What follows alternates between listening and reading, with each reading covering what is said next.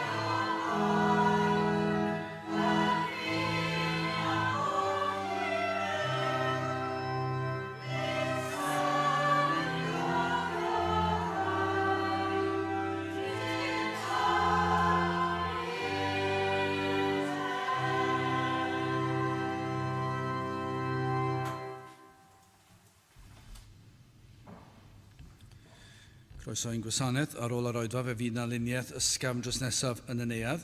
Fe fydd ein cwrdd gweddi misol yn cael ei gynnal ar y drydedd nos Iau o'r mis, sef Tachwedd 16. Bydd ein hoedfa nesaf pnawn sy'n am hanner awr wedi 3. Nawr wrth ni gymryd y casgliad gen i ganu tra'r ein heistedd emyn rhif 315. 315.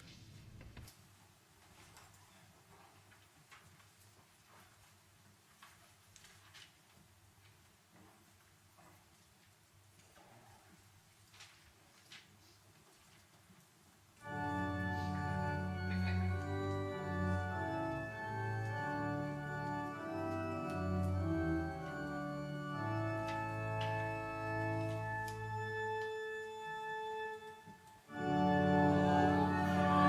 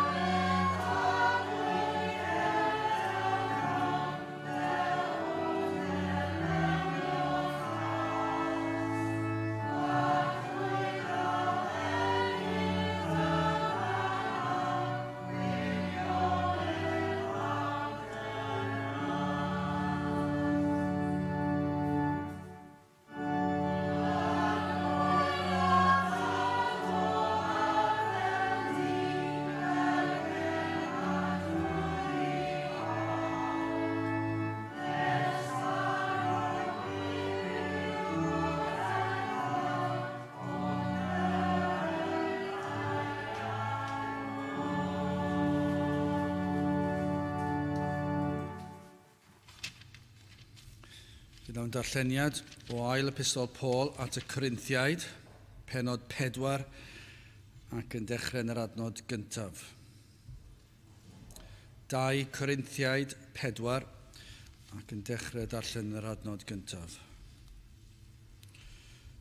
Am hynny gan fod I ni y weinidogaeth hon, megis y cawsom drigaredd, nid ydym yn pallu, eithir ni a ymwrthodasom a chyddiedig bethau cywilydd heb rodio mewn cyfrwystro na thrin gair Duw yn dwyllodrus, eithir trwy Eglur Rhath y gwirionedd yr ydym yn ein canmol ein hun wrth bob cydwybod dynion yng ngolwg Duw.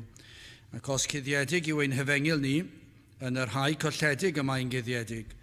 Yn yr rhai y dallod Duw'r byd hwn feddyliau yr rhai digred, fel nath y wynnau iddynt lewyrch Efengyl gogoniant Crist, yr hwn yw delw Duw. Canys nid ydym yn ein pregethu ein hunain, ond Crist Iesu yr arglwydd a ninnau yn weision I chwi mwyn Iesu. Canys Duw o'r hwn archmynodd i'r goleuni lywyrchu o dywyllwch, yw yr hwn a lywyrchodd yn ein calonau, I roddi goleuni gwybodaeth gogoniant Duw yn wyneb Iesu Grist.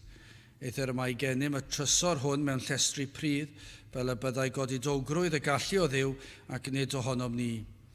Ym mhob peth yr yn gystuddiol, ond nid mewn yr ydym mewn cyfyng gyngor, ond nid yn ddiobaith, yn cael ein herlyd, ond heb ein llwyr adael, yn cael ein bwrw I lawr, eithir heb ein difetha. Gan gylch arwain yn y corff bob amser farweiddiad yr arglwydd Iesu, fel yr eglurau hefyd fywyd Iesu yn ein corff ni. Canys yr ydys yn ein rhoddi ni, yr rhai ydym yn fyw, yn wastad I farwolaeth mwyn Iesu, fel yr eglurau hefyd fywyd Iesu yn ein marwol gnawd ni. Felly mae angau yn gweithio ynom ni ac einioes ynoch chwythau. A chan fod gennym yr un ysbryd ffydd yn ôl yr hyn a ysgrifennwyd, credais am hynny y lleferais, yr ydym ninnau hefyd yn credu ac am hynny yn llefaru. Gan wybod y bydd yr hwn a gyfododd yr arglwydd Iesu ein cyfodi ninnau hefyd trwy Iesu a'n gosod ger bron gyda chwi. Canys pob peth sydd erych mwyn chwi, fel y byddoi ras wedi amlhau, trwy ddiolchgarwch llaweroedd ymhelaethu o goniant Duw. Oherwydd paham, nid ydym yn pallu, eithir llygru ein dyn o ddiallan, hynny y dyn o ddi mewn adnewyddur o ddydd I ddydd. Canys ein byr ysgam gystydd, ni sydd yn odidog ragorol yn gweithredu tragwyddol bwys gogoniant I ni. Tra na byddom yn edrych ar y pethau a welir, ond ar y pethau ni welir, canys y pethau welir sydd dros amser, ond y pethau ni welir sydd dragwyddol. Byddai bendith Duw ar iair sanctaidd ef. Gyda'ch ni nawr droi at ein harglwydd mewn gweddi. Diolch yn I ti o Dduw unwaith eto am y fraint o cael dod ger dy fron, ac yn diolch ein bod yn dod o'th flaen di nawr fel pechaduriaid ac eto fel pechaduriaid sydd yn lan, wedi golchi yn waed yr arglwydd Iesu Grist, wedi gorchuddio a chlogi'n cyfiawnder dy fab a'n gwaredwr. Ac felly o Dduw I ni yn diolch I ti wrth I ni ddod ger bron o'r seddfainc, o rasg o'r seddfainc, yr wyt ti yn ein croesawu ni, gan ein bod yn dod yn rhinweddau yr arglwydd Iesu Grist. Ac felly o Dduw I ni yn gallu dod ata ti gyda'n mawl a'n deisyfiadau, yn gwybod ein crwydro, ein bod yn pechu mor aml, yn gyson trwy gydol pob dydd, ein bod yn rhodio'r I llwybrau na ddylsem I rhodio. Ond o Dduw, os wedi profi o'th ras di, yna yr ydym yn blant I ti, ac os yn blant I ti, yna yr ydym wedi'n gorchuddio a chyfiawnder dy fab. Ac felly o Dduw I ni yn dod yn edifar am yr adegau hynny I ni yn crwydro ac yn troi I ffwrdd o'r llwybr y dylsem rodio ar hyddi. Ond o Dduw I ni yn diolch I ti, dy fod ti yn maddau, ac yn gweddio o Dduw y byddu ti yn peri, y byddwn ni yn ffoi o'r ffyrdd anghywir hynny, y byddwn ni yn cyffesu y pethau anghywir yma, y pechod I ni yn ei wneud mor aml, yn ei feddwl, yn ei ddweud, o Dduw wrth I ni ystyried y pethau I ni yn ei wneud o ddydd I ddydd, yr hyn sydd yn ein cylonau ni yn aml, y llawn hunanoldeb, I ni yn cyffesu hyn ac yn gofyn am y nerth I edifar ohonynt hefyd, I droi cefn arnynt ac I droi ata ti. Ond o Dduw, I ni hefyd yn gwybod pa mae'r un drwg yn dod ac yn sibrwd ac yn peri ni amau ac yn peri ni I gwestiynu a dim ni yn blant I ti wedi ni feddwl a dweud y fath bethau. O Dduw, gad i ni gofio fod yr arglwydd Iesu Grist wedi ein golchi ni'n llwyr lan, ac ein bod wedi ein gorchuddio a'i berffeithrwydd ef, a bod ei glogyn o gyfiawnder yn cuddio pob dim. Ac felly o Dduw, i ni yn gallu dod yn crynu ac yn bryderus ambell waith oherwydd ein gwendid ni, i ni dal yn gallu dod yn hyderus yn gwybod ein bod ni yn eiddo i ti.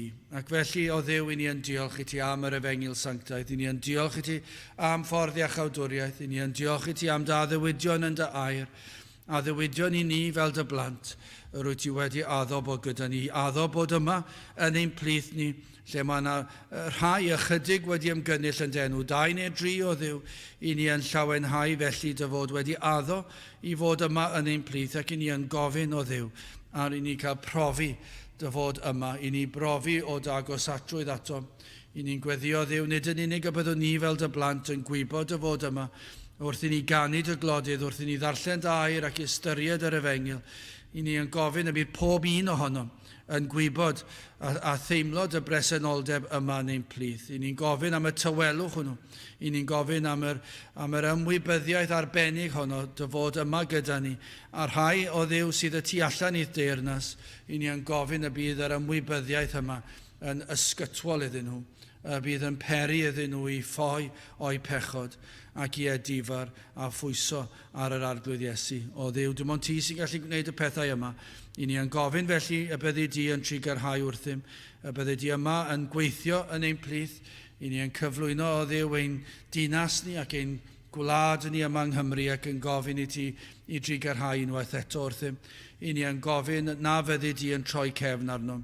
O Dduw, mae'n ymddangos felly pan i ni'n gweld yr un drwg yn llwyddo a'r dy bobl di yn troi cefn ar gwir addoliad. O Dduw, i ni yn gofyn i ti fadde ni ac yn gofyn i ti i ddychwelyd i'n plith. I ni'n gofyn o Dduw, y bydd na ryw ran o'n gwlad ni heddi yn profi o'th agosatrwydd, yn profi ryw fendith arbennig, y bydd na dywalliad mawr o'r ysbryd glân ar dy blant. O Dduw, terd gweithio, i ni'n cyflwyno'n hoedfawn i ti, ond yn arbennig yn meddwl wrth i'r Nadolig agosau ac yn cyflwyno'r oedfawn honno hynny i ni yn ei cynnal sydd yn arbennig ar gyfer y Nadolig ac yn diolch i ti o Dduw am yr rhai sydd wedi mynychu yn y gorffennol. Ond eto o Dduw, i ni yn parhau i aros ac i weddio bydd rhai yn ymuno gyda ni ar y sil ac i ni yn cyflwyno'r oedfawn rheini ein gwasanaethau nadoligaidd. I ni'n gweddio o Dduw y byddi di nawr yn paratoi yn eidiau. Y bydd na rai yn ystyried y byddant yn dod eleni, efallai am y tro cyntaf eraill yn penderfynu y byddant yn bendant yn dod unwaith eto. Ond o Dduw, nid yn unig yn gweddio y bydd na bobl yn dod, ond yn gofyn o Dduw y bydd na waith yr ysbryd glân yn digwydd yn ein plith. Paratoi yn eidiau nawr ar gyfer heini. Ond o Dduw, nawr i ni'n cyflwyno'n hoedfa yma. I ni'n gweddio am yr rhai sydd yma yn yr adeilad, ond hefyd yr rhai sydd yn gwrando ac yr rhai fydd yn gwrando am hen dyddiau. I ni yn gofyn y byddi di yn gweithio yn eu cylonau ac y bydd enw di yn cael ei ddyrchafu. Felly bendithio ni nawr diogelan hamser turdyn plith. I ni'n gofyn hyn oll trwy enw ac heiddiant ein harglwydd Iesu Grist. Amen.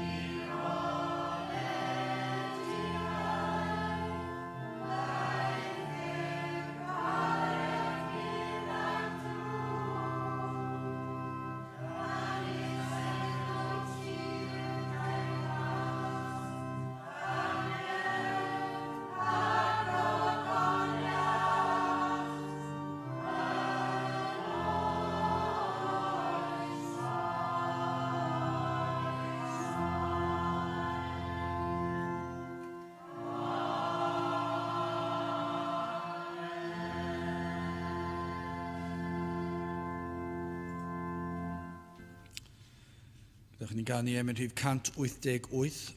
Iesu, Iesu, rwy ti'n ddigon, rwy ti'n llawer mwy na'r byd. 188 gen i sefyll i'w chanu.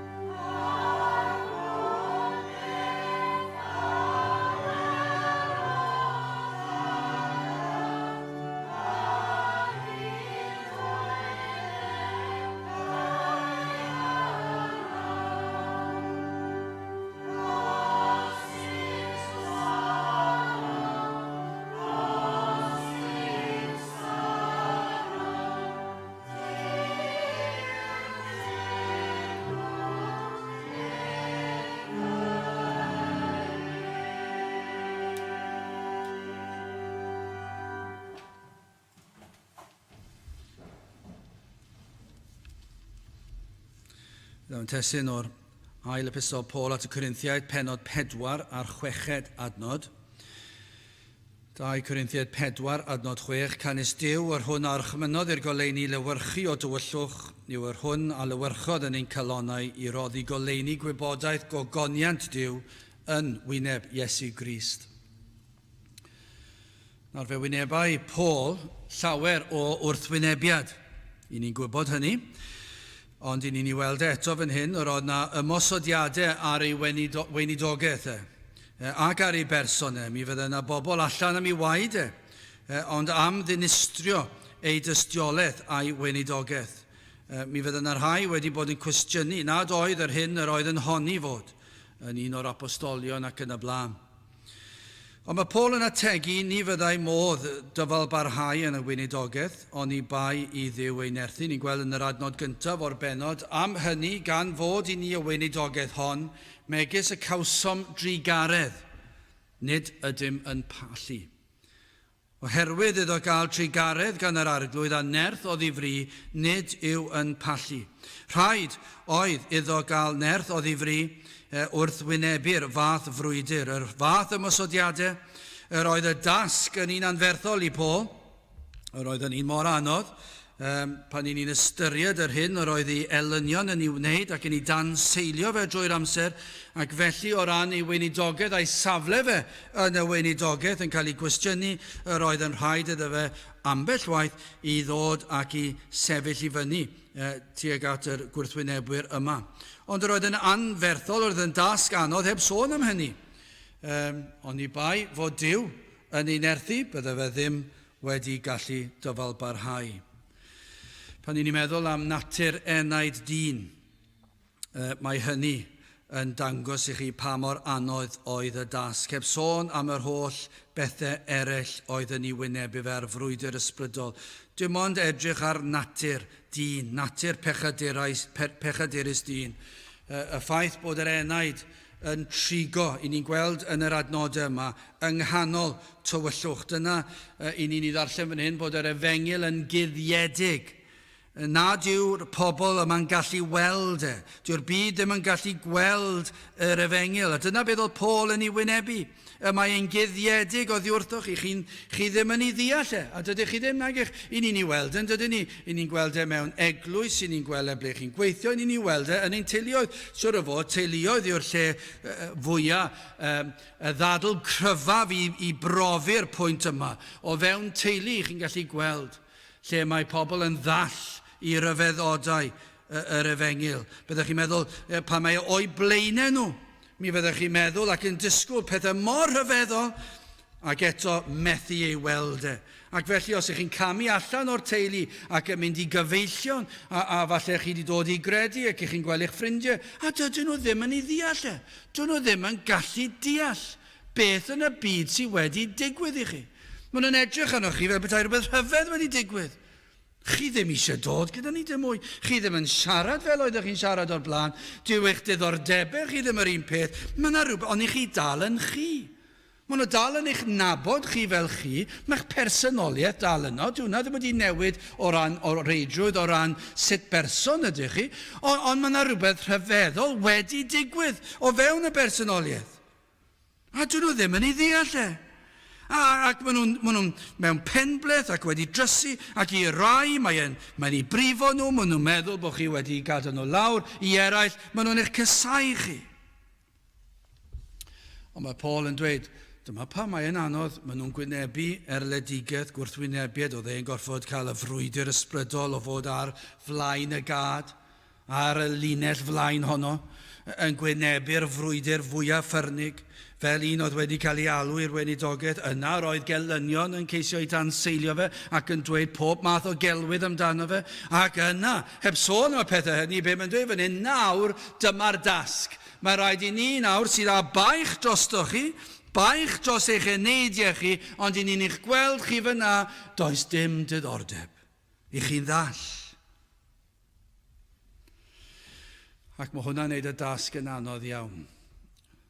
Ambell waith mae'n rhai yn dydyn nhw'n meddwl, dyna i chi, fyddwn ni'n hoffi bod yn llawn amser yn y weinidogaeth, yn y gwaith Cristnogol, ac efallai bod yna rhyw ddarlun rhamantaidd yn y meddwl, ddim yn gorfod mynd i'r gwaith, ddim yn meddwl bod rhaid paratoi a gweithio a gwyddio a brwydro, ddim yn meddwl am y pethau hynny, a delio gyda'r holl waith y weinidogaeth, y feddylfryd yma o rath o, ddim gorfod codi i fynd i'r gwaith y bore hwnnw, ddim gorfod fod yna tebol i neb fan hyn ac yn y blaen, ac efallai cael y clod os oes yna lot o bobl yn dod i gredu, neu efallai ddim, neu beth bynnag, ac yn meddwl, neu efallai mynd i rwla tramor ar darlun yma o'r maes cynhadol, bod y tywydd yn boeth efallai. Ddim yn meddwl am beth yw natur y gwaith.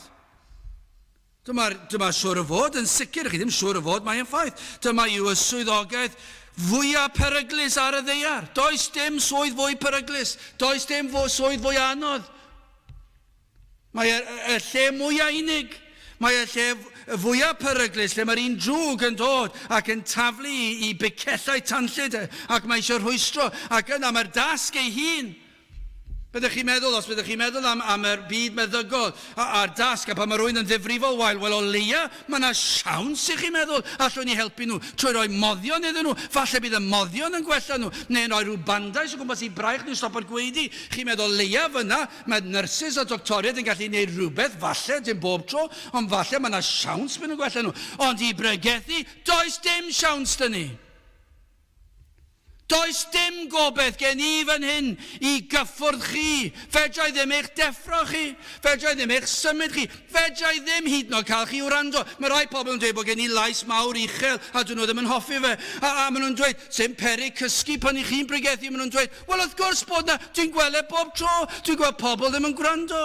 Lle bynnag ni'n mynd, sdim os pa mor uchel yw'r llais, pa mor dawel yw'r llais. A hyd yn oed petai chi'n gwrando o'r dechrau i'r diwedd. Chi'n gwybod beth sy'n ffaith? Fedrai moch cyffwrdd chi.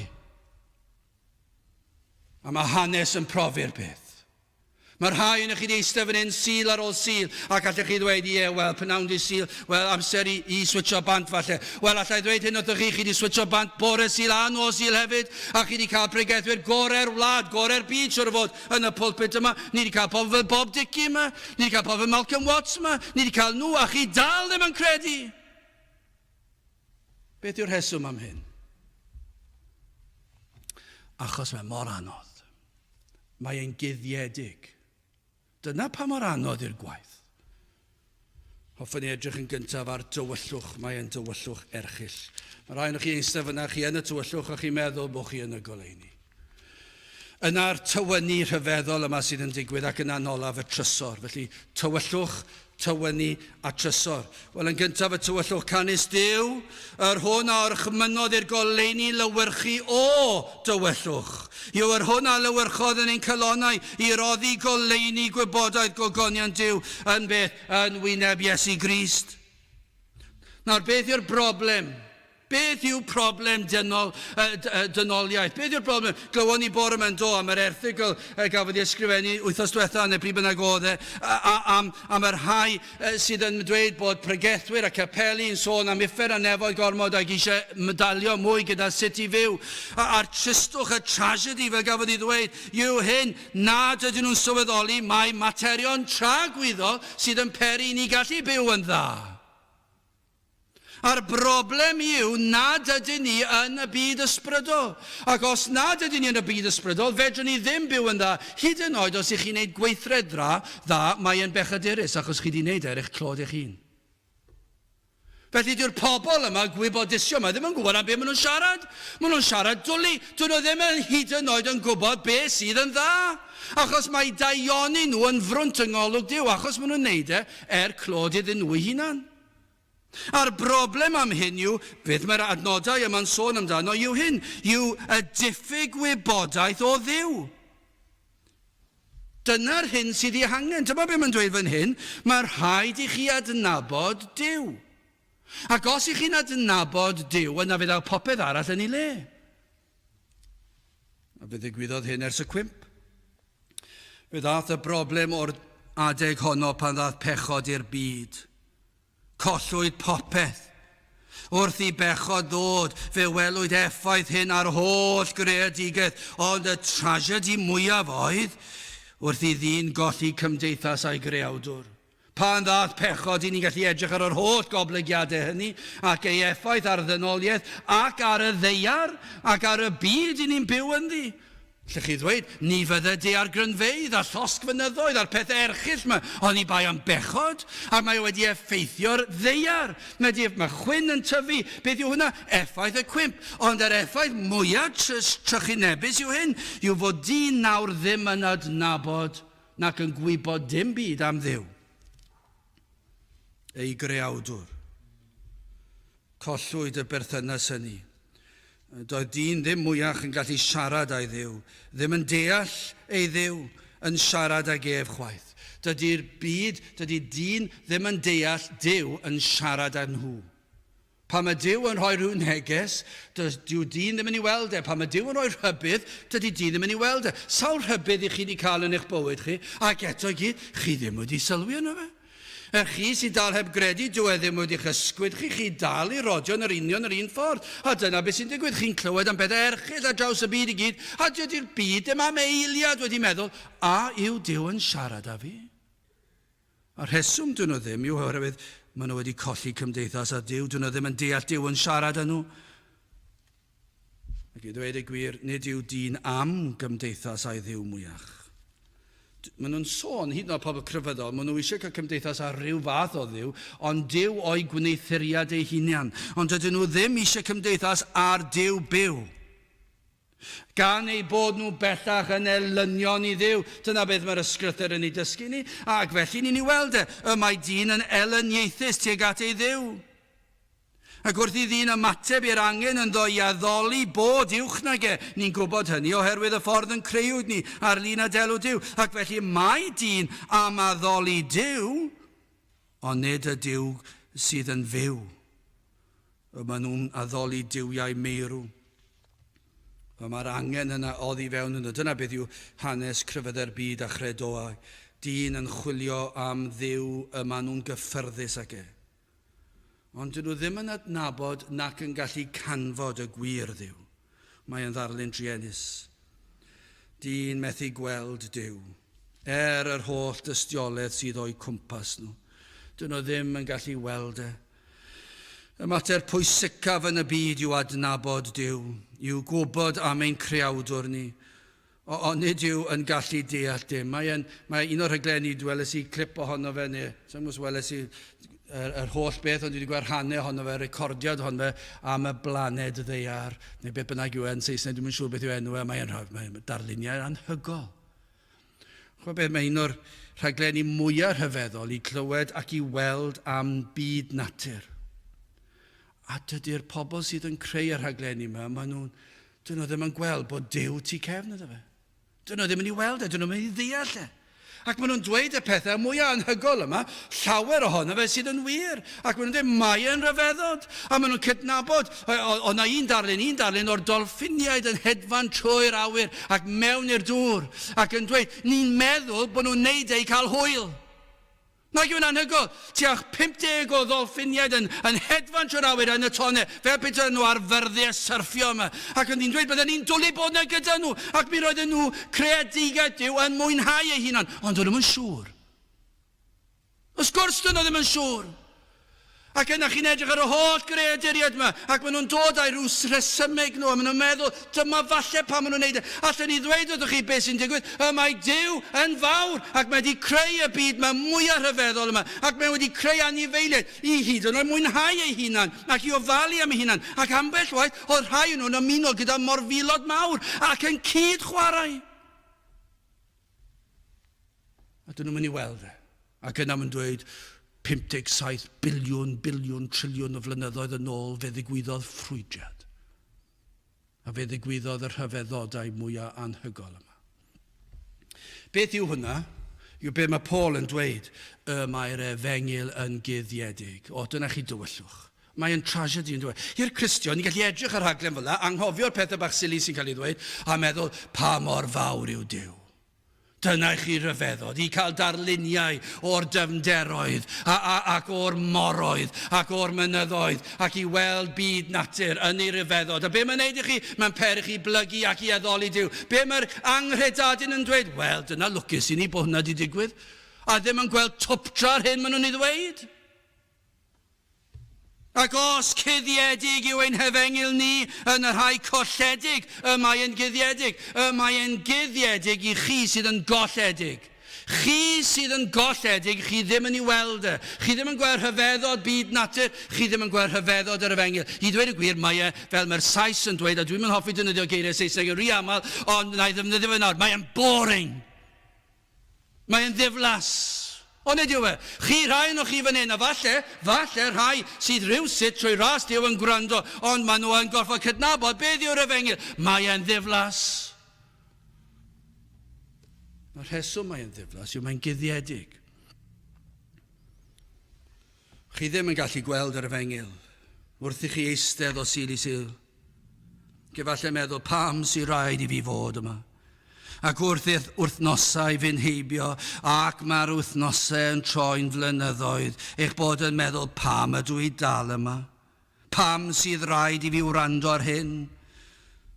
Dwi ddim mor ddeniadol ar hyn mae'r byd yn ei gynnig, o bydde lot gwell gen i fod gyda'r byd. Does dim byd cyffroes yn digwydd fan hyn yn eich barn chi. Mae y mater o ddod erbyn hanner awr wedi tri ar brynhawn syl lle allan i fod yn cysgu yn y gwely. A wel o leia dwi'n o bore nos, ond i ddod pynawn syl. A wedyn byddwn ni'n goffa dod trwy'r drws ac wedyn dwi'n neis lawr ni'n canu'r hyn emyn bach neu cyn y weddi. O, mae mor ddiflas ac yna ni'n canu emyn, ni'n goffa cael 4 emyn, ni'n goffa cael darlleniad, ni'n goffa cael gweddi, wedyn mae preget a mae y tipyn bach yn hir. A dyna fel falle bod chi'n meddwl, a fydda ni wedi meddwl, fel mae'r anghredadyn yn meddwl. Mi roeddwn ni'n meddwl yr un peth, falle dim bob tro'r yn union yr un ffordd o hynny, ond yn aml iawn yn meddwl, bys ni'n gallu gwneud a peidio gorfod dod heddi. Chi'n gwybod pam? Achos i chi dyw e ddim yn gyffroes. Achos mae e'n ddiflas. Mae e'n ddiflas. Pam yn y byd mae pobl yn mynd i gapel, dwi ddim yn gwybod. Ond i bai bod chi math o berson sy'n hoffi eistedd lawr a gwrando rhywun yn siarad, a ddim gwrando beth maen nhw'n dweud, ond cael y llais a mynd trwy'r awyr ac yn gwrando ar y gwahanol lefelau o llais, efallai bod chi'n cael rhyw bleser felly. Ond dwi ddim yn deall pam fod pobl yn mynd i gapel ac beth yw'r rheswm? Ond i bai am yr Efengyl, achos dyw e ddim yn gyffroes. Dyna pam mae rai capeli modern, Efengyled, yn trio wneud yr oedfa'n fwy cyffroes.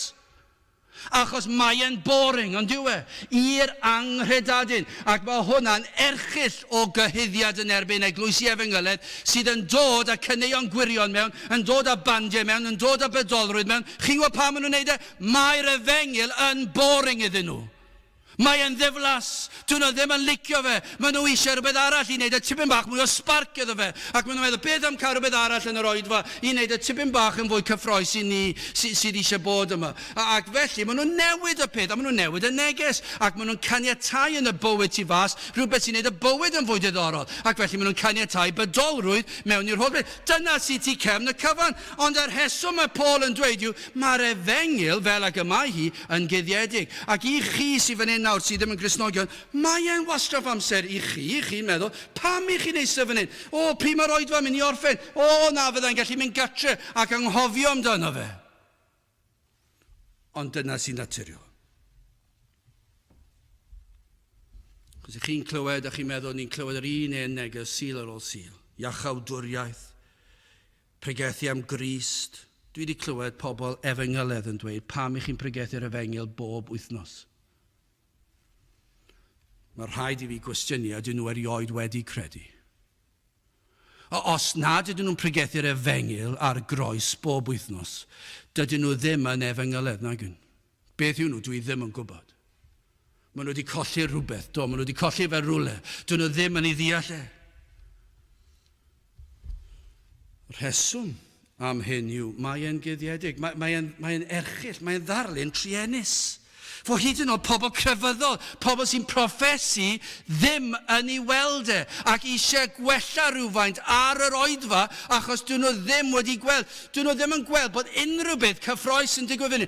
Hon yw'r oedfa, fel bore a heno yma, yw'r oedfa yn fwyaf cyffroes gewch chi'n eich bywyd chi. Fan hyn, mae'r frwydr yn mynd ymlaen, yn yr o'n cwmpas ni. Allech chi ddweud, mae'r ymosodiadau'r un drwg, mae'r diafol ei hun a'r angylion dieflig yna. Mae nhw o'ch cwmpas chi fan hyn i gyd. Beth sy'n mynd ymlaen yr oedfa yma? Mae yna frwydr yn mynd ymlaen. Ac mae'r holl alluog, mae'r ysbryd glân ar waith, ac mae'r brwydro yn mynd ymlaen. O, mae'n edrych fel bod Satan di ennill, achos does dim neb yn eistedd yma. Sneb tu ôl i fi, sneb fan hyn, sneb lawr fyna. Gofynodd rhywun i fi dydd o blaen, yn gwylio ar yr oedfa, ac yn dweud, oes modd ar y we cael golwg mwy o'r gynulleidfa. A ni dria sydd dweud, mae'n cwestiwn da ac i ni wedi meddwl am y peth, a falle bod yn gwrando heddi. A fyny oedd sy'n resboniad mawn, does dim llawer ohono ni. A felly dwi'n yn edrych mor arbennig ar y we. 2 neu 3 yn y blaen, a falle chi'n gweld capel mor fawr. Ac felly mae dwi ddim yn ddarlun gwych. Dyn ni'n trafod yn dwyllodrus. Dyn ni ddim yn ceisio twyllo. Gwybod ni'n rhoi y darlun yma, ac dwi'n dweud nawr, dydyn ni ddim yn twyllo. Dy'r bobl ddim eisiau dod. Dyn nhw ddim eisiau dod, ond beth sy'n mynd ymlaen? Mae'r peth mwyaf cyffroes. Mae dod lan yr oedfa, bob oedfa. Mae'r fath gyffro i'r Cristion. Pam? Mae yna frwydr yn mynd ymlaen. Beth tawn ni'n dweud yn St Fagans nawr, yn y ceia, mae yna rhyw ailactio frwydr, weles i o blynyddoedd yn ôl. Miloedd ar filoedd ar filoedd o bobl wedi gwisgo lan fel Rhufeiniaid neu'r Normaniaid neu rhyw gyfnod o hanes ein gwlad ni. Ac yr oedd yna frwydr yn mynd ymlaen. Wel, hwnna'n gyffro. Lle dweud chi, mae yna frwydr fwy yn mynd ymlaen fan hyn. A mae yna frwydr ysbrydol yn mynd ymlaen fan hyn o'n cwmpas ni. A mae'r un drwg wrthi, mae wedi bod wrthi yn barod. Mae wedi bod wrthi ys blynyddoedd. Yn rhwystro pobl rhag dod i'r oedfa. Yn dod ar rhagfarn ar galonau pobl. Peidiwch yn mynd i'r rheina, mae nhw dros ben llestri. Mae nhw'n eithafol. O, peidiwch yn mynd i'w rando arnyn nhw. Yna fydden nhw'n dweud, chi'n gwybod pwy sy'n brigethu? Sa'ch chi eisiau gwrando na fe? Neu mae tipyn bach yn hir, neu tipyn bach yn dawel, neu tipyn bach yn uchel, be bynnag eisiau dweud, ond mae e'n gweithio, mae e wrthi, ac yn ystod yr oedfa mae e wrthi. Ond ych chi'n meddwl bod y byd yn fwy cyffroes. Pam ych chi'n meddwl bod y byd yn cyffroes, mae'n guddiedig i chi. Ond i ni sydd yn gadwedig, mae'r cyffro mwyaf. Chos dyma'r pethau pwysicaf yn yr holl fyd. Nawr am yr eiliad yma, dyma un o'r pethau pwysicaf byddwch chi'n neud trwy'r wythnos.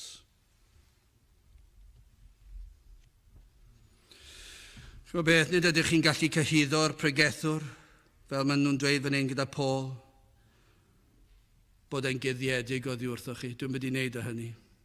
Oedd Paul yn dweud iddo bregethu'r Efengyl yn ffyddlon, yn syml ac heb unrhyw dwyll. Ond oedd e dal yn guddiedig oddi wrthoch chi. Fe allai Lloyd Jones fod fan hyn, Dr Martin Lloyd Jones, fe allai Panter Celyn fod fan hyn. Fe allai Howell Harris fod fan hyn, fe allai Daniel Rowlands fod fan hyn. A chi'n gwybod beth, bydde fe dal yn guddiedig ohonoch chi. Byddwch chi dal yn y tywyllwch. I chi yn y tywyllwch rai ohonoch chi fan hyn. Ond beth sy'n hyn o'n fwy tris i chi am fod yn y tywyllwch. I chi eisiau aros yn y tywyllwch. Does dim hyd yn oed bwriad dod o'r tywyllwch. Dyna pa mor erchyll yw'r tywyllwch. Adnod 4. Yn yr rhai y dallod diw'r byd hwn. Feddyliau y rhai di-gred. Fel na thywynau iddynt lewyrch yr Efengyl. Gogoniant Crist yr hwn yw delw Duw. Felly yn ogystal â chyflwr dall dyn o enedigaeth yn ysbrydol, y mae Duw y byd hwn Satan yn ein dallu ni hefyd, ac felly'n peri bod yna orchydd trwchus dros ein llygaid, nid yn unig i chi methu gweld na dirnad, nid yn unig ddim am weld na dirnad, ond hefyd y mae tywysog tywyllwch yn eich dallu chi hefyd. Be mae'n dweud fan hyn yn yr adnod hon yw, fe wna i oleadau llachar y byd ymddangos mor ddeniadol. Nid yw am i chi feddwl am beryglon y byd. Dyma'r broblem, mae e'n eich dallu chi. A be mae'n neud, mae e'n peri i chi feddwl nad yw'r byd yn beryglus. A dwi ddim am i chi weld diwedd llwybr y temtasiwn. Fe ddalla eneidiau trwy ddod a temtasiynau rhwystre ar eich traws. Dyna beth sy'n digwydd. Dyna chi frwydr sy'n mynd ymlaen fan hyn. Mae'n anhygoel o'r safle fan hyn. I ni'n gallu gweld. Mae rai pobl yn meddwl pan mae pregethwr neu arwain astudiad neu be bynnag. I ni'n gweld pawb. Os ych chi ar eich ffôn symudol, i ni'n gweld chi'n chwarae gyda ffôn symudol. Falle bod chi'n darllen adnod, ond mae'n edrych fel bod chi'n textio. Neu beth bynnag, neu'n darllen y sgôr diweddara. Dwydwch chi bod Cymru'n chwarae. I ni'n eich gweld chi. Ond chi'n be mae Duw yn eich gweld chi hefyd? Neu falle bod chi'n cyfri, neu'n be bynnag, neu'n breuddwydio, neu be bynnag. I chi'n meddwl efallai nad yw yn rhywbeth sydd yn broblem. Ond beth i ni'n gael fyna yw mae Satan wrthi yn eich temtio chi. Mae'n dweud, beth digwyddodd yn y gêm na? Beth am i fi checio'r sgôr nawr yn gloi bach? Neu mae yna rhyw neges yn dod yn y boced a mae'n dod a mae rhyw ping bach a chi wedi deimlo fe a welly fi checio fe, welly fi ateb fe achos mae'n anghwrtais i beidio ateb fe. Beth yw hwnna? Yr un drwg yn dod a'ch sylw chi i ffwrdd o'r Efengyl. Dwi ddim eisiau chi wrando ar yr Efengyl a felly fe ddaw pob math o rwystra ar eich traws chi. Yn yr oes yma, mae'n haws nag oedd 50 o flynyddoedd yn ôl. Doedd dim ffonau symudol i gael 50 o flynyddoedd yn ôl, ond maen nhw'n cael heddi. Ac os nad yw yn hynny, fe fydd yn dod ar rhyw sibrwd i chi, fydd yn dod ar rhywbeth i chi boeni amdano. Chi'n bod hyd yn oed yn yr oedfa bore yma, dath rhywbeth i fy meddwl i a dechreuais i boeni amdano fe. A eiliadau munudau heibio, lle fi sy'n poeni am y peth. A wedyn nes i feddwl, beth sy'n digwydd? Petawn ni wedi bod yn gwylio ffilm ar y teledu neu rhyw gêm, fyddwn ni ddim wedi poeni am y peth. Mae Satan wrthi. Mae'n sibrwd, mae'n dod â pethau eich meddwl chi i dod a'ch sylw chi. Unrhyw beth. Efallai bod gyda chi bobl sydd i fod yn ffrindiau i chi, ond fydden nhw'n dod a fydden nhw'n mewn oedfa. Fe chi'n gweld nhw yn sibrwd ac yn trial tynnu'ch sylw chi. Beth yw hwnna? Y frwydr ysbrydol sy'n mynd yn y flaen. Dyna sut mae Satan wedi gweithio erioed. Mae dal wrthi, mae'n gweithio, mae'n llwyddo. Ac os ych chi'n dangos arwyddion o ceisio iachawdwriaeth, fe fydd yr temtasiwn yma'n cynnyddu. Fe fydd na fwy o rwystre. Dyna sut mae'n gweithio.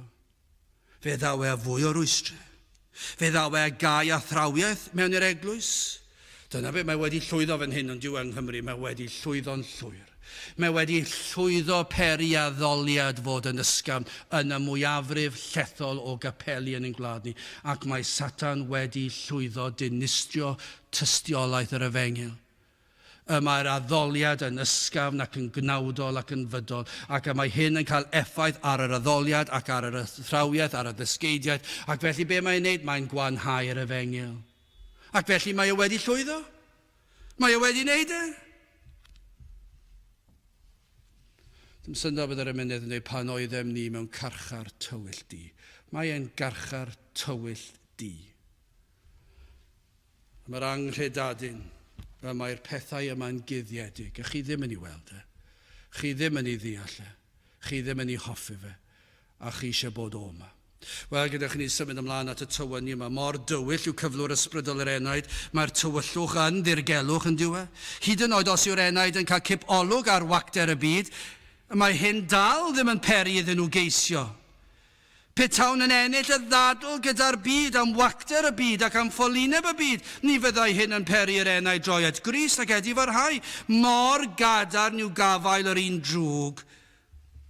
Felly hyd yn oed perswadiwch chi eich bod chi'n anghywir, a perswadio fyddwn ni, ni'n cyffwrdd ar hwn neithiwyd ar pobl ifanc yn sôn am yr Hen Testament a'r Testament Newydd. Mae yn ffaith bod yna Dduw. Diamheol. Mae yn ffaith na ellir ei wadu mae Iesu Grist yw mab Duw. Dyw e ddim yn bosib iddo fe fod yn unrhyw un arall. Mae'n amhosib yn ystadegol, yn fath ymategol, yn wyddonol, pa bynnag gair chi eisiau defnyddio. Mae'n amhosib i fe fod yn unrhyw beth ond yn fab i Dduw. Ac felly mae'r rhaid i'r hyn y mae yn ei ddweud fod yn wir. Ond dyw e ddim yn gwneud dim gwahaniaeth nag yw. Achos allan ni brofi'r pwynt i chi, a fyddwch chi dal, hyd yn oes byddwch chi'n credu, fyddwch chi dal ddim yn dod i gredu yn Iesu Grist gwir achubiaeth. Cred yn y pen fydda fe. Mae anghrediniaeth y tywyllwch yma, mae fel rhyw afiechyd erchyll yn lledu i bob ran o'r enaid. Ac mae'n mynd ac yn cael gafel gadarn. A ni ellir tynnu'r cryfangau i ffwrdd. A'r nod yw eich rhwystro chi rhag adnabod Duw. Dyna'r nod, dyna'r pwrpas. Adnod 4, yn yr rhai y dallodd Duw'r byd hwn feddyliau yr rhai digred, fel, a dyma'r pwrpas, fel na thywynau iddynt lewyrch Efengyl gogoniant Crist, yr hwn yw delw Duw. Dyna'r pwrpas, fel na thywynau iddynt lewyrch Efengyl gogoniant Crist. Nid yw am i ni adnabod Duw a hynny trwy Iesu Grist. Ac mae Paul yn datgan, yr unig modd gellir delio â'r broblem hon, yr unig modd gellir gwasgaru'r tywyllwch, yw trwy Iesu Grist. A dyma pam y mae'n pregethu Crist ac Iesu Grist yn unig. Dyma'r unig ateb. Y prif broblem sydd yn achosi pob problem arall yw bod chi ddim yn adnabod Duw. A'r unig ddatrysiad i'r broblem yw Iesu Grist. Gai ofyn felly, pam fod Capel yn pregethu unrhyw beth ond Iesu Grist a'i groes? Ni'n gwybod y broblem, a ni'n gwybod yr ateb. Ac yna rhaid gadael i Dduw i weithio. Pam yn y byd maen nhw'n neud unrhyw beth arall yna? Ddweud ydych chi pam, mae'r Efengyl, y gwir Efengyl, yn guddiedig ohonyn nhw. Dyn nhw ddim yn ei ddeall e. Be bynnag maen nhw'n profesu, dyn nhw ddim yn ei ddeall e. Os ych chi'n pwys ar unrhyw beth arall ond Iesu Grist, yna dydyn ni ddim wedi ddeall e. Yr unig modd gellir cael gwared ar y tywyllwch yma yw trwy cael Iesu Grist. Adnod 5 canys nid ydym yn ein pregethu yn hunan, ond Crist Iesu yr arglwydd, a ninnau yn weisio ni chwi mwyn Iesu.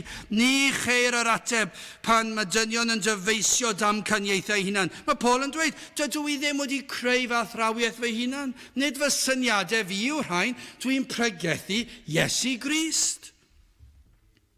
Dwi ddim yn sôn am syniadau ar wella dyn a chymdeithas.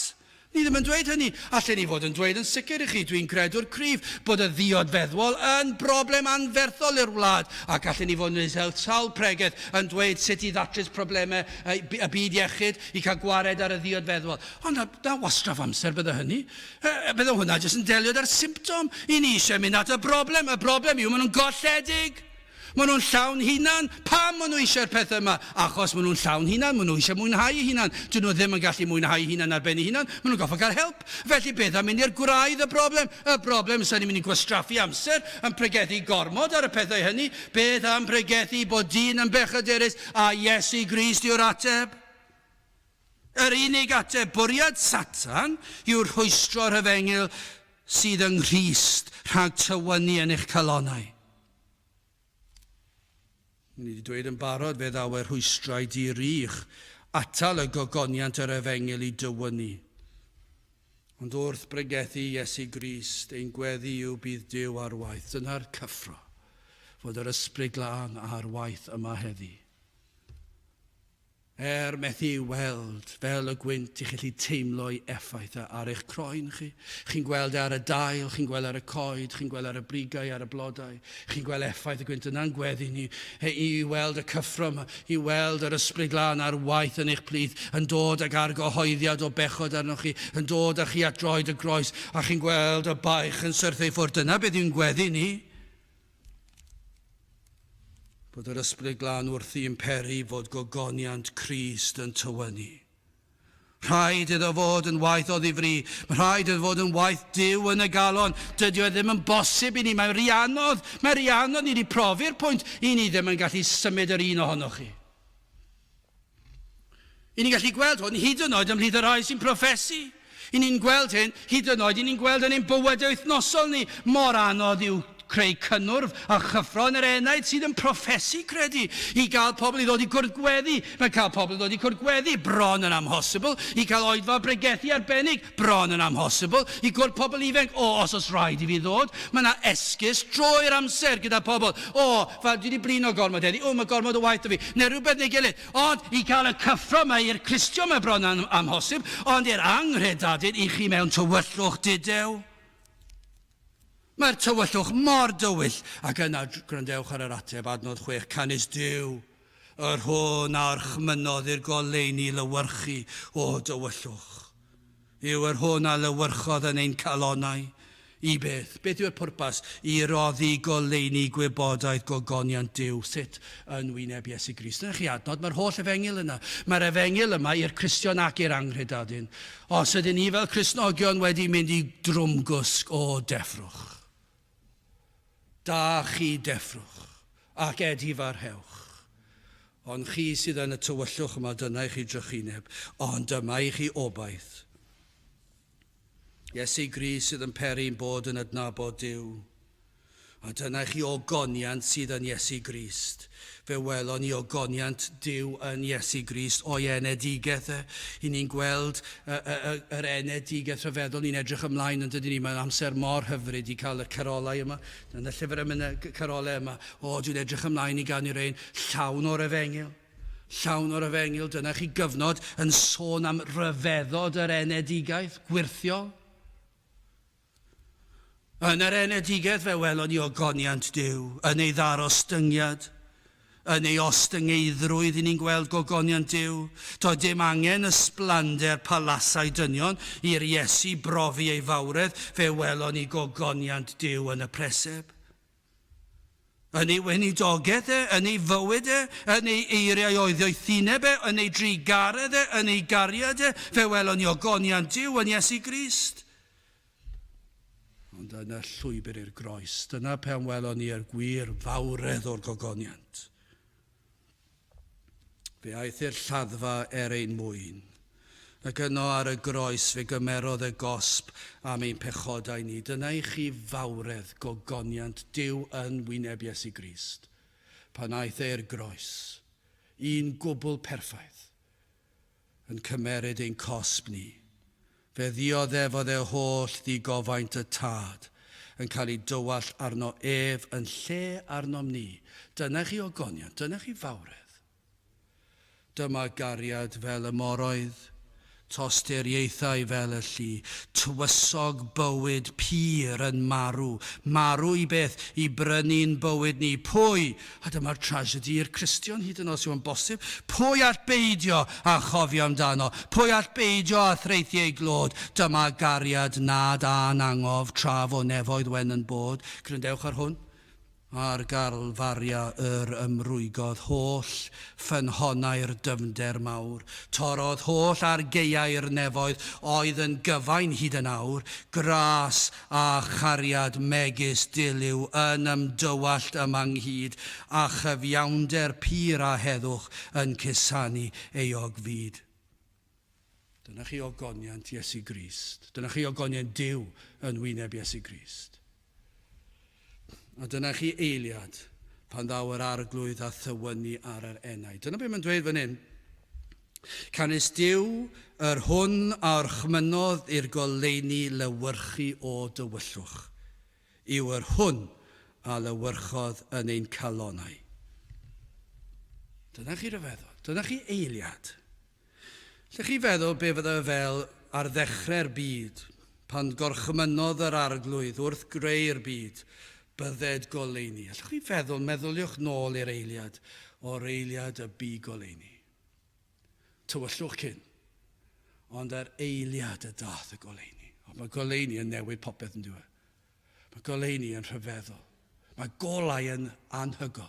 Mae goleuni yn y dydd yn anhygol, ac yn y nos, yn y stafelloedd, yn y tai, pan ydych chi'n golau ymlaen, mae golau'n cael effaith anhygol ar bopeth. Mae goleuni yn anhygol. Meddyliwch pan nath Duw ddweud bydded goleuni ac yn syth fe ddath goleuni. Ond dyna chi eiliad pan mae Duw yn gorchymyn goleuni ar yr enaid. Dim ond Duw sy'n gallu neud e. Fe allai fod trwy'r pregethu, pan bod y bregeth yn mynd yn ei flaen, fe allai fod pryd bynnag neu ar ôl, ond dyna i chi eiliad pan mae Duw yn dweud bydded goleuni yn yr enaid. Ac nawr i chi ni weld e. Nawr i chi ni ddeall, o chi ddim yn deall o'r blaen. Cwrdd gweddi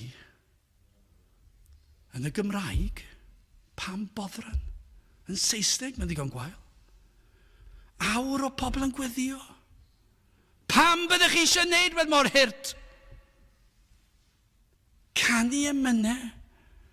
Canu emynau, lle allan ni fod yn canu caneuon pop. Pam bydde rwy'n eisiau canu emynau? Darllen Beibl gafodd ei ysgrifennu filoedd o flynyddoedd yn ôl. Pam allai darllen nofel fwy o diweddar ein awduron anhygol yng Nghymru? Pam bydden ni eisiau boddran yn gwneud y fath beth? Ond yr eiliad mae Duw yn goleio'r enaid. Chi'n ei weld e? Chi'n deall? Chi'n gweld pethau'n glir. Chi ddim eisiau'r byd dim mwy. Chi'n deall yr Efengyl. Gwybod beth gallu'n ddigwydd ar unrhyw adeg. Dyna pa mae mor gyffroes. Gwybod, ni wedi bod wrthi fan hyn am 6 mlynedd, a byddai'r rhai'n gallu dadle, wel, sy'n ni wedi gweld llawer yn dod. Ni'n ddiolchgar iawn am y rhai sy'n dod, a'r rhai sy'n dod gwylio ar y we ac yn gwrando ar y we, ac yn gweddio bydd hynny'n cynyddu hefyd. Chwa beth, dwi ddim yn gwneud dim un pynhawn sul yn llai cyffroes na'r llall. Ni'r un mor gyffroes heddi ac oeddwn ni 6 mlynedd yn ôl. Achos falle heddi fydd yr arglwydd yn gweithio. Does dim byd mwy cyffroes na hynny. Ac os na welwn ni fe, wnawn ni aros tan y tro nesaf. Ac os na welwn ni y pryd ni, aros tan y tro nesaf.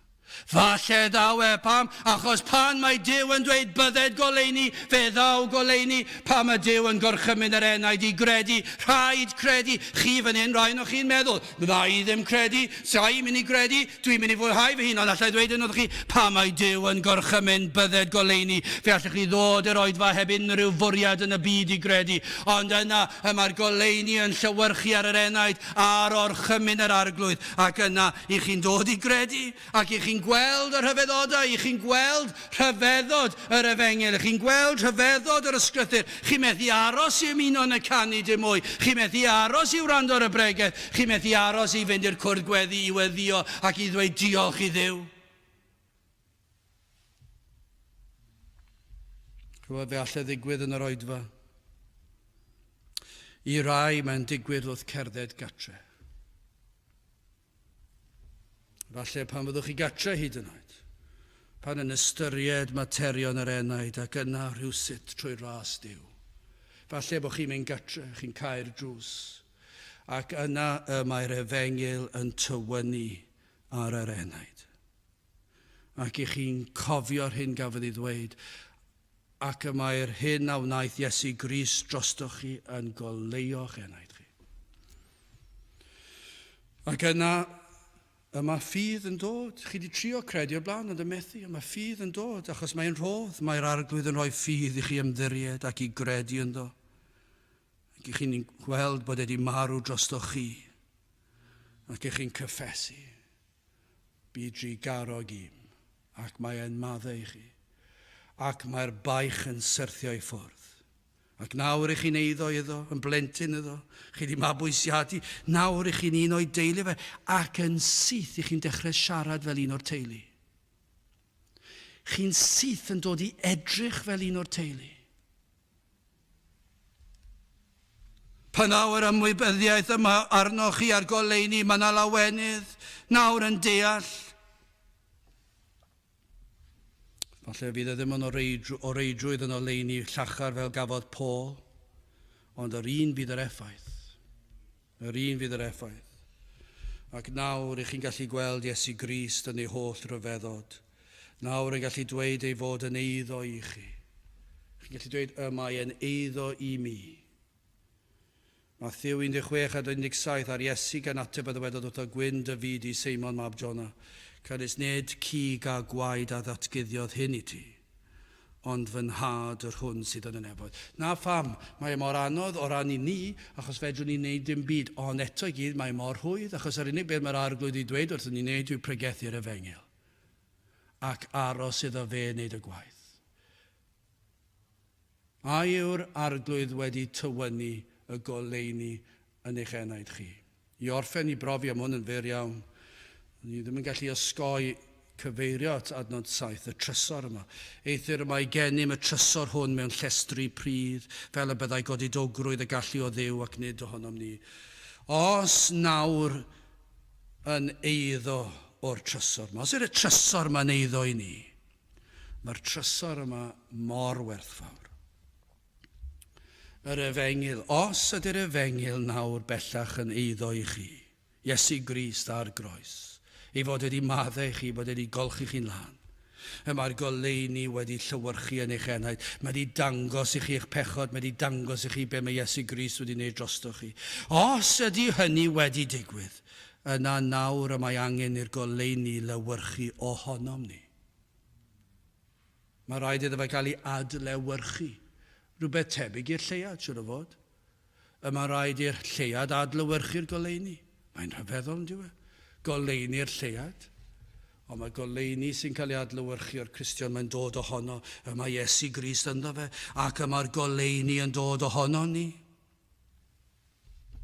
Yn eiddo i'n nawr yw'r pethau mwyaf gwerthfawr gall ni gael. Yr ydym wedi'n golchi yn ei waedef. I ni wedi derbyn maddeuant pechodau o bob pechod. A nawr mae heddwch rhyngom ni a Duw.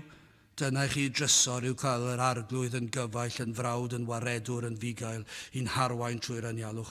Mae'r trysor yma sydd yn eiddo i ni bellach, fel mae'r emynydd yn dweud, Iesu, Iesu, rwy ti'n ddigon, rwy ti'n llawer mwy na'r byd. Mwy trysorau sy'n dy enw na thrysorau'r India i gyd. Oll yn gyfan ddaeth i meddiant gyda'n Duw. Pan ych chi'n dod yn Gristion, mae'n dod i'ch meddiant, y cyfan oll. Gai ofyn i chi wrth gloi. A ydych chi yn berchen ar y trysor mwyaf gwerthfawr yma? Falle fydd yna rhywun yn dweud, nad ydw i'n berchen ar y trysor. Falle bod chi'n dweud, ond na allwch chi wneud dim. Gan mae'r arglwydd sydd yn tywynnu. Dyna, dwi wedi clywed hwnna'n cael ei ddweud. Mae'n bron iawn yn rhyfygus i ddweud y fath beth wedi i. Peidiwch â siarad mor ysgafn gyda Duw. Chi'n gwybod yn iawn beth chi'n ei ddweud. Ger yn ddirgelwch i chi'n dal yn deall eich bod chi'n cyfiawnhau eich angrydiniaeth. Ond fod yn wir mae Duw sydd yn tywynnu, yma dal lle gennym ni i'w geisio, ac i bledio gyda gef, ac i alw am ei drigaredd. Cyffeswch eich bod mewn carchar tywyll di. Cyffeswch eich gwendid nad ydych chi'n gallu credu, yr hyn a wyddwm ei fod yn llawn trigaredd. Dyna beth ni yn gwybod. Ei fod yn abal i wneud yr hyn sydd yn amhosibl i ni. O na fydd yr arglwydd yn dweud y gair, yn gorchymyn bydded goleuni heddi. Dyna'n gweddi ni yw bydd yn dweud bydded goleuni. Ac hyd yn oed wrth i chi eistedd fyna neu'n gwrando neu mynd gatre, neu cyn mynd i gysgu heno pryd bynnag fydd byddwch chi'n ystyried y pethau yma, materion yr enaid a thragwyddoldeb, ac yna wrth feddwl am y groes. A fydd Duw yn dweud y gair, bydded goleuni. A fyddwch chi'n ei weld a fyddwch chi'n cyffesu eich pechod ac yn credu yn yr arglwydd Iesu Grist. Gadewch i ni weddio. O Dduw, i ni yn diolch i ti am dy ras ac am dy drigaredd. I ni yn diolch i ti am ffordd a chawdwriaeth. I ni'n diolch fod y cyfan ohono ti. Ac yn gweddio, bydd i di trwy dy ras, a bydd yr tywynu yma o'r goleuni yma yn llywyrchu ar enaid rhyw rhai, hyd yn oed llawer yn y dyddiau yma. Tyrd gweithio ni'n plith mawl a clod i'th enw di. Ni'n gofyn hyn oll trwy enw ac eiddiad i'n harglwydd Iesu Grist. Amen. I orffen ein gwasanaeth, gadewch i ni ganu'r emyn rhif 213 hefyd 214. Dyma gariad fel y moroedd, tosturiaethau fel y llyd. 213 a 214, gewn ni sefyll i'w chanu.